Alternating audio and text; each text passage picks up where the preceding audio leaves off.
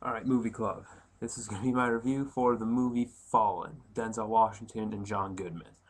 Uh, for this movie, basically, to summarize the plot, starts out as a good movie. The first hour of this movie is really good, but it falls off in the second half. It just becomes predictable. You can see what's happening. You know what's going to happen next, but uh, like I said, the first half is really good. It really builds up the tension a little bit because you don't know, who is Azazel, who is like the demon spirit that can go around from one person to another, killing whoever the fuck they want, because Azazel can like live forever. But pretty much by the time you get to the ending, you can see what's happening. You know what's going to happen. It's like, oh, okay, I understand what Denzel Washington is going to do. Uh, and then the ending was a huge turnoff for me because for the ending of this movie, to spoil it, uh, Azazel takes the body of John Goodman, who is, I think, Jonesy. He's Jonesy in the movie, who's Denzel Washington's best friend. Okay, and then what happens is that it's a showdown between Denzel Washington and John Goodman, and then Denzel shoots John Goodman in the chest, having him bleed out and having him slowly die. And while he's dying, Denzel Washington, starts smoking this cigarette laced with poison so he dies. That way Azazel can't. That way he's dying while Azazel is trying to take his body.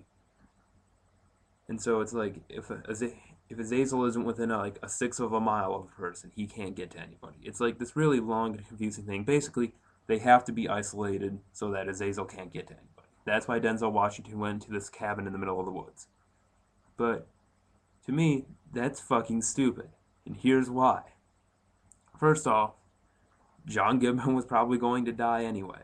I mean, if you get Denzel Washington, if he gets away from John Goodman, if he's like, pretty much, if he like is driving away and can shoot John Goodman in the head, problem solved. You know, there's no real reason for Denzel Washington to kill himself in this movie, especially when the fact that you now have your nephew who just had his dad die with he has no other family that I'm aware of, so you just left him as an orphan. Congratulations, you are a horrible guardian.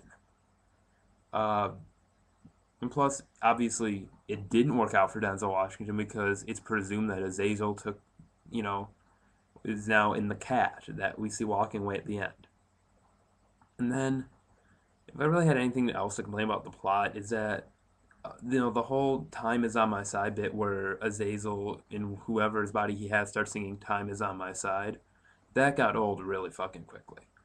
Uh, Mainly because, especially later on in the movie, it's nice to have that like unknowingness of we don't know who Azazel's going to be, but he keeps pointing himself out. It's really annoying. It really gets annoying eventually because I want it to be part of the mystery where I don't know who Azazel is. And yeah, maybe that's just me. And then as far as the acting goes, like I said, the acting is decent. You have Denzel Washington, who rarely has a bad performance, if he even does have bad performances, and he does good here. But thinking about it, I don't really get why he was casted for this. This is like a more grim, a darker type of movie.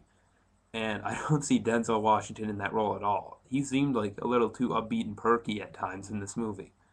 Like, really, this is kind of a film noir in a way.